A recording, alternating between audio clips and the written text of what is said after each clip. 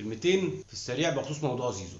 بعد البيان اللي هو نزله على صفحته ده بيأكد لي قناعتي الشخصية ان هو لسه لا مضى ولا عمل ولا اي حاجة، عشان لو هو مضى فعلا مش هيطلع يقول اللي معاه دليل يدهوني. مفيش الكلام دوت. الراجل اتكلم في بعض النقط اللي من حقه يتكلم فيها. قال لك بقالي قد كده ومحدش اتكلم معايا في تجديد، معروض عليا 4 5 6 عروض من بره ومن جوه وبأعلى من الزمالك.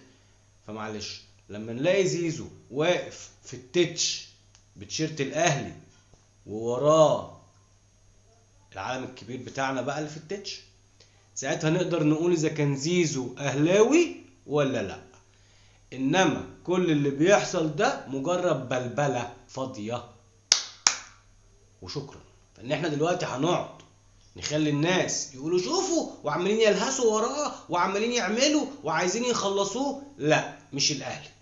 الزمالك وادارته وجمهوره هو اللي ناقص يبوس رجليه علشان يمضي ويجدد. معلش لبوا رغبته وادوا فلوسه اللي هو عايزها، ساعتها هتلاقوه معاكم. هو دلوقتي كله بيجري ورا الفلوس بس، نقطة. ولما يظهر جديد نبقى نطلع نتكلم ونطلع نشوف ايه.